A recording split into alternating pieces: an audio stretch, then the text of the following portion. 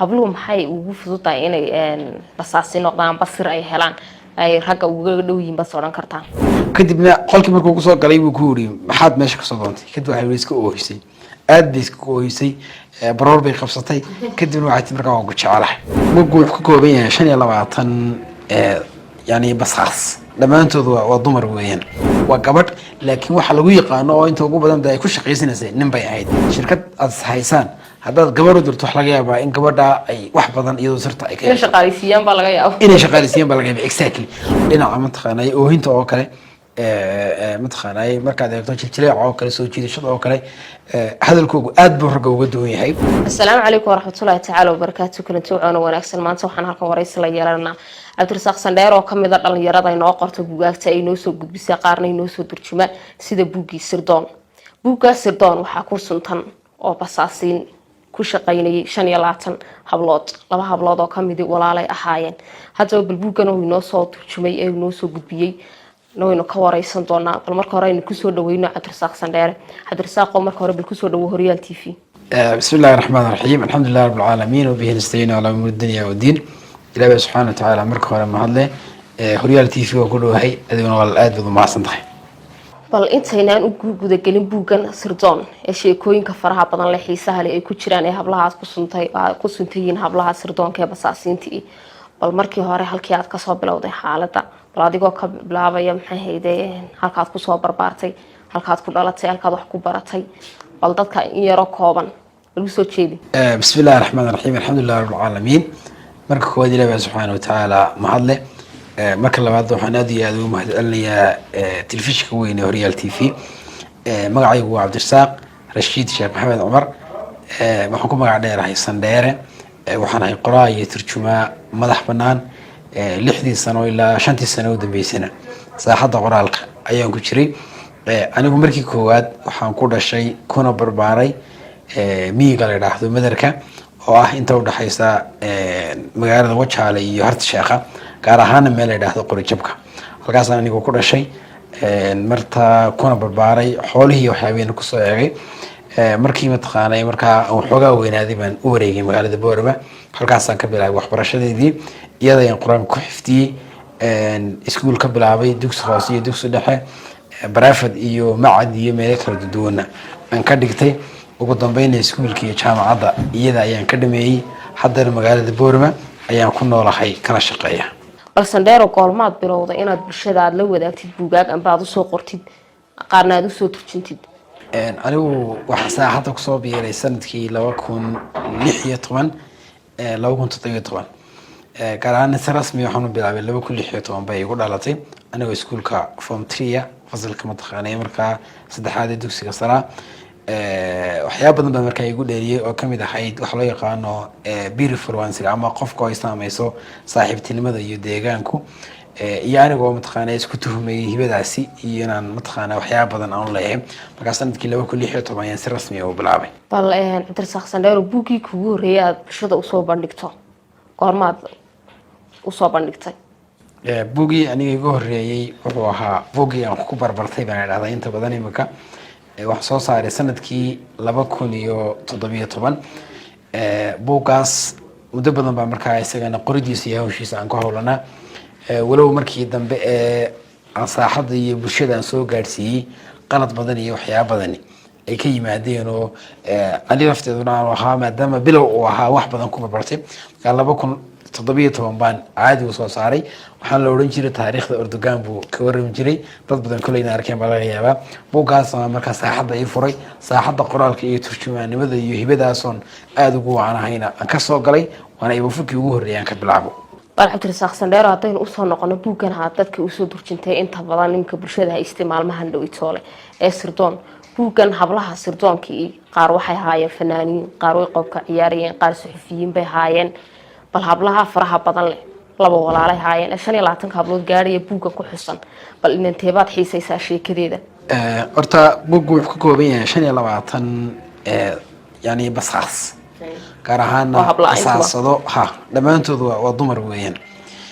haddii la isweydiiyo sababta buuggu dhamaantii u noqday dumar noox weeyaan wax loo yaqaano intelligence ama sirdoonnimada awoodda ugu badan iyo saameynta ugu weyn markaynu caalamka iyo aqoonta markaynu eegno waxa power kale waa dumar weeyaan raggu minor bay ka noqonayaan ama waxay ku yihiin aad iyo aad bay u shaqeeyaan iyaga ayaa power ku leh markaad eegto waxyaabaha laga qoray ee laga diyaariyey noocay doonaba ha ahaadaane hataa filimada waxa u badan waa dumar weeyaan buuggu markiisa koowaad wuxuu ahaa af carabi buu ku qornaa anu turjumaada ayaan leeyahay xuquuqda turjumaada ayaan leeyahay tii carabigiina marka waan soo iibsaday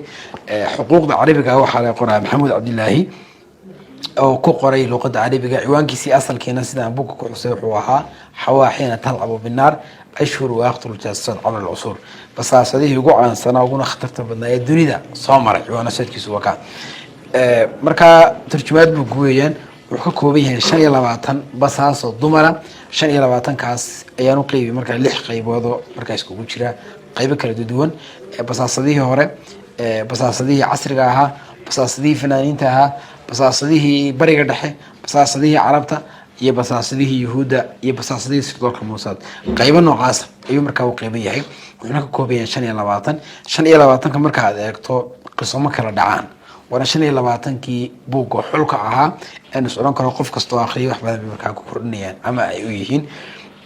marka qisooyinku way badan yihiin hal qisan doonaya marka inaan ka soo qaato buugga ku jirta hablahaasi maxay basaasiinta ahaayeen taas doonaya marka si kooban inaan u soo qaato qisada la yiraahdo ima idma samaan doonaya inaan soo qaato ima waxay gabadh basaasado oo taariikhda marka laga waramayo waxyaabo kala duwan baa laga qoray waxa lagu gabadha lagu naanaysaa basaasadii ugu dhiiraneyd taariikhda inta la soo maray ajru jaasuusatan fi taariikh bay yiraahdaan carabta marka ay ka waramayaan waxay ku dhalatay dalka Canada iyadoo ku dhalatay marka ay ku barbaartay laakiin waqtigeeda ugu badan waxay ku soo qaadatay dalka Mareykanka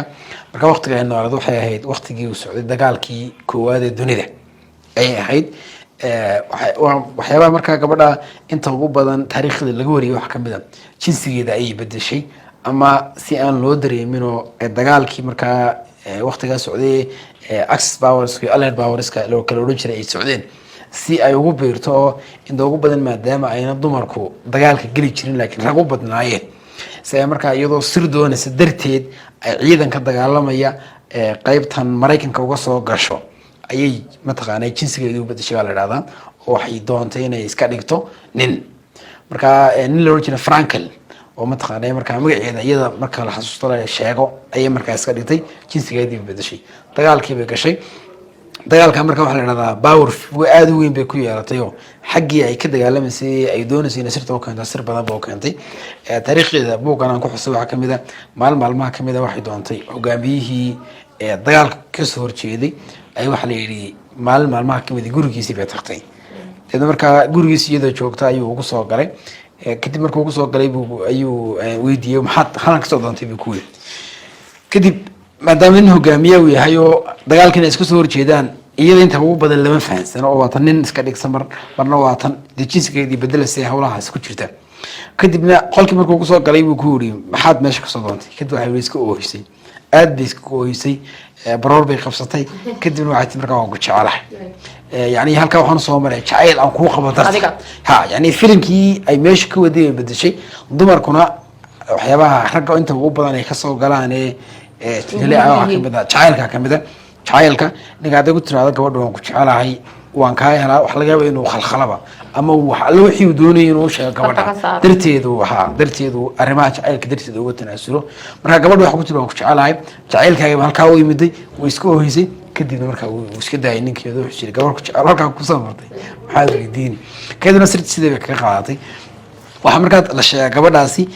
markii uu dambeysay way xanuunsatay wax ku dhacday kanaaca ku dhacday baa leeyahay markii uu dambeysay ay dhiman doonto kadibna wax la doonay dhakhtar la geeyo dhakhtarkii weydiiday si aan marka loo ogaanin jinsiga ay tahay waa gabadh laakiin waxa lagu yaqaan oo inta ugu badan ay ku shaqeysanaysay nin bay ahayd hadii dhakhtarkii la dhigo oo la baarana wax loo ogaanaya jinsiga ay tahay marka inay gabadh tahay ha marka waxa la dhahdaa markii uu dambeysay way diideen dhakhtar la geeyo kanaaca disho sidii marka ku dhimatay taariikhda noocaas marka buu ku jira bal hadda saaqsandheero habluhu maxay ugu fududahay inay basaasi noqdaan basir ay helaan ay ragga uga dhow yihiin bas oran kartaan horta runtii waa mawduuc aad u ballaaran dunida marka la eego cilmi baaris baa laga sameeyaa waar mawduucyada dihiine haddii la israado waxa laga sameeyaa mawduuc yani laga heli kara cilmibaadhista weeyaan. Su-aashu waxay tahay dumarku ma u nugul yihiin ragga ma uga nugul yihiin basaasnimada mise ugama nugul? waa haa weeyaan, way kaga fiican yihiin wayna kaga horeeyaan. su-aashay suudiinta badan marka waxay tahay sababta ay dumarku ugaga horeeyaan ama uga nugul yihiin ama uga fiican yihiin xagga basaasnimada ragga maxay tahay.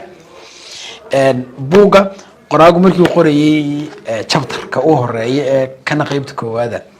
ayaa wuxuu kaga warramayaa hordhac guudo ku saabsan sababta ay dumarku ugaga fiican yihiin ragga dhinaca basaasnimada iyo sirdoonka iyo mukhaabaraadka. laba sababood baan ka xusaya markaas uga sheegaya. sababtooda waxa weeyaan horta dumarku jinsiba waxaa jirta waxyaabo ay suitable ku yihiin ama ay ku haboon yihiin oo yani ay ku qurux badan yihiin baa jirta. dagaal haddii ay noqoto cidda suitable aynu odhan karno yani way geli kartaa ama waa lagu xaman karaa waa rag weeyaan. marka labadii jinsi la eego waxa kaga haboon raggaa kaga haboon. sidaas si lamid a marka basaasnimada la eego inta ugu badan waxaa la iska basaasa waa dhaqaale, waa sir ciidan, waa siyaasad iyo waxyaabaha lamidkaaba. marka dawladuhu iska basaasaan, shirkaduhu iska basaasaan, dad markaa isku shaqa oo interest yani isku xiiseynay weeyaan. sirtii ciddii kaasoo horjeeday noocay doontaba ha ahaatee, hadday tahay markaa dawlad ama hadday tahay shirkad, noocay doontaba ha ahaatee sirtii mataqaana kaasoo horjeeday cidda si fudud ku keeni karta kooxdii kaasoo horjeeday si fudud kaga keeni kartaa waa dumar. marka qaybta waxay kaga muhiimsan yihiin waxa weeyaan waxa weeyaan dumarku waxay kaga muhiimsan yihiin haddii gabadh loo diro ciidan iska soo horjeedaan waxa laga yaabaa gabadha inay waxba weydiino hataa ciidankooda ay dhex gasho. shirkad aad haysaan haddaad gabadh u dirto waxa laga yaabaa in gabadha ay wax badan iyadoo sirta ay inay shaqaaleysiiyaan baa laga yaabaa exactly. waxay kaga fiican yihiin oo kale waxa weeyaan dhinaca mataqaanay oohinta oo kale mataqaanay markaad eegto jiljileeca oo kale soo jiidashada oo kale hadalkoogu aad buu ragga uga duwan yahay. marka ay doonaan cid ay ugu talagaleen inay wax ka helaana si fudud bay markaa kaga heli karaan. qur-aanka iyo axaadiista waxaa ku jira aayado badan iyo axaadiis badan oo tilmaamaya dumarku. nabiga alai salatu salaam waxa laga wariyay xadiis inuu waa fitn oo kale, macna ahaan dumarka hadalkooga oo kale haddii hadalka jajabiyaan waxaa ka xaaraana inay nin ajaanib oo kale ay u jajabiyaan hadalka, waayo waxaa laga yaabaa in ninkaas ku fitnoodaba siday markaa culimada ku macneeyaan. marka hadalkooga iyo jirjiroocooga iyo oohintooda iyo waxyaabahaasina waxaad moodaa markaasi inay ugu fudud yihiin qodob labaad oo ah inay cidda kasoo horjeeda ay wax kaga heli karaan. marka qodobkaana kaga duwan yihiinoo ninku aad adayg iyo waxyaabaha oohintiina kareen baa laga yaabaa hadalkiisu inuu iska qalafsan yahay, laakiin dumarkii waxa aad bay uga duwan yihiin. markaad eegto dumarkii waxyaabahaas ayaa markaa u saamaxaya inay sirtii iyo sirdoonkii iyo mukhaabaraadkii iyo cid kastoo ciddan kale ay iska soo horjeedaan ay si fudud ay ku helaan. taasa markaa u saamaxaysa, waana mawduuc ballaaran oo inta ugu badan laga hadlo. sax. cabdirasaaqo maxaa la is odhan karaa hobbigiisa cabdirasaaq u yahay? horta hobbigaygu aniga laba qodob baa ugu weyn, kolley kuwo kalena way jiraan. waxaan aada u xiiseeyaa waa akhriska iyo inaan inta ugu badan buug akhriyo oo aan sameeyo. kadib taa waxay igu xigteena wax qoro, wax turjumo, wax xambaaro, waxyaabaha aqoonta guud aan anigu aada u xiiseeya hobbigaygu yahay. waayahay aada buu mahadsan cabdirasaaq. cabdirasaaqow buugaagta aad qortee dadka usoo gudbisay bulshada bal buugeebaas tirahdaa buug aada xiisaysid qoraalkiisa ama qisooyinka aad ku xustay? horta way badan yihiin, dhowr buug baan soo saaray, qaar aan turjumiyey iyo qaar mataqaanay markaa aan qorayba. hal midaan soo qaadanaya buugga aan aad ku xiiseeyo waxa weeyaan buuggan rabo mar labaad inaan ku celiyo daabacaadiisii oo 2019 waa buuggaygii labaad aan soo saaro oo loola jiray Helen Keller. runtii buugga cunusadkiisu wuxuu ahaa gabadhii indhihii dhagahaba la ayada beach ka qaadatay. ciwaanku saas waa faahfaahin kale oo ma jirto buugga mataqaana markaa xagga gudaha xagga sare kaga xusnayd. buugga feedbackiisu aad bay ugu batay. akhristayaal kastoo akhriyayna waxay ila wadaageen buugga inay ka faa'iideen. waxa u dambeysay waqti dhexdii gabadh la soo xiriiray oo beri dhaweyd ugu tiri iskuulkan dhameeyay imika oo xogaa dhagaha yar culus oo iskuulka berigan foontuuga ahay waqtiga buuggan soo saaray ahayd bay tiri ayaan iskuulka inaan ka baxaan doonay waayo bulshada ayaa iga timid dabeysay markaa waxoogaa sida maadaama dhagihii aan cuslahay culisiin taageeradii bulshada iyo wixii cid la sheegay waxaasna waayay tiri kadib aan u jabsan bay tiri ay inaan wax isku nahay buugga ay keenay bay tiri buugga waan akhriyay dhiirigelin weyn baan ka helay buuggu wuxuu ka horreeyay markaa gabadh loo jiray Helen Keller oo taariikhda dunida ka caan Helen Keller oo loo oran jiray deaf blind woman yani gabadh indhihii iyo dhagaha la ayd oo markaa aqoonta meel sare ka gaadhay taariikhdeeda ka warramay waxaan xagga dambe ka raaciyay ilaa 20 cashir oo laga baran karo taariikhdaas oo qof kasta oo akhriya hamiyo hadidiilo ku dhalinaysa muhiimadda koowaadna buuga waxa dhiirigelin dadka inuu u noqdo markaa ayuu ahaa buugaas markaa runtii buug aad u xiiso badan waqti badan aan geliyay anigoo ardaya oo mataqaanay iskuulkii ka baxay jaamacadana bilaabay ayaan waqti aad u badan geliyoon xiiso gaarana akhriska qoraalka aan waqti kale waxay bal buuga aad ma Cabdirasaaq qawadeen soo bandhigtay aad ku xusan tahay inanta dhagaha culusli bal inantaas waxyaabo ay gaadhay amba maxay hayday ay kaga dayan karaan dadka imka taanba dhagaha culusli amba dhagahaba la bal noo yara taataabo arta mawduucu wuxuu xisayo tusaale u soo qaadanayay laba baahiyooda aad u waaweyn oo baahida indhaha iyo baahida dhagaha iyo gabadhna tusaale guud bay ahayd laakiin cashirka ku jira uu ka weynaa wuuna ka dux balaadhnaa qof taariikhdii laga warramayo taariikhda waxaan ka xasuustaa waxaa ka mid ah gabadhaasi hayaankii ay u martay inay wax barato inay meel gaadho inta ugu badanna waxaanu naqaanaa qofka haddii indhaha uu laayahay ama dhagaha laayahay intaan haysta ilaahi subxana watacaala ha siiyo inta haysan ilahi ha u barakeeyo waa qadar ilaahi weeyaan qofka aan haysan waxa laga yaabaa mid kamid ah qofka aan haysan labada ma qofka mid kamid aan haysan waxa laga yaabaa inuu niyo badan oo dareemo oo isiraahdo niyo ilaahadiga uu ka hiiliyay waxba ma qabsan kartid waxba ma baran kartid yani waxyaabo badan qofku inuu isweydiiyo ayaa laga yaabaa waa nimcad ilaahay marka waxa weeyaan bal waxaad ka warantaa marka aad isweydiisaa qof labada midna aan haynin yani adigoo mid haysta iyo adigoo labadiiba haysta waa dhaantaaday macnaha marka waxaan ka waday yani nimcooyinka badan ee aynu haysano ilaahay subxaanahu wa ta'aala aynu ugu mahadnaqno mar labaadka aynu garanno oo dad aan haysanin oo ayaa garanayo oo ka faa'iideystay oo qaabo kala duwan maray inagii oo aan haysana ama inagii oo qayb kamid ah haysanaana aynu garanno oo aynu dadaalo casharada laga baran karo in sheekar wax kamid ah muhiimadda uu macallinku leeyahay gabadhaas macallin bay lahayd macallimada loo jeeday Anya Zalifan ayaa wax bartay oo inta ugu badan wax gaarsiisay macallimadaas oo kale lahayd waxa kale iyadna ay lahayd mataqaanay dad kala duwan oo la taliyo oo wax u sheego oo hago oo meel kala duwan bay soo martay marka waqtigii taariikhda aan qorayn qodobka labaad waxa kamid ah qodobka loo yaqaan qorshaha qofka uu doonayo inuu wax gaaro si fudud buu ku gaari karaa kaliya dadaal iyo wax ka xigo qofku inuu waqti geliyo oo uu samro oo uu adkaysto qodobka kale ka baran karna waxa kamid ah yani sabirka muhiimadda uu leeyahay qof labadii mid haysan oo dadaalayo wax qabanayo oo meel tagayo oo waxa laga yaabaa inaga qofkaan mid kamid ah haysan inuu iskuul loo tagin ba aha inuu iskuul tagin una meel tagin inuu xaafad baa dhaaf ba laga yaabaa marka samirka iyo waxyaabahaas hal adayga iyo waxyaabahaas aslee waa laga baran karaa boqona insha Allah waxaan rajeynayaa mar kale dib u daabaco isagoo intii ka faahfaahsan soo bandhigo insha Allah bar Cabdirasaaq maxaad kaga tagaysaa dadka buugaagtaada akhrista ee taageerayaashaada dadka runtii buugteeda akhrista ee akhristayaasha sirdoon akhriyay wax kaga tagay wax weeyaan akhriska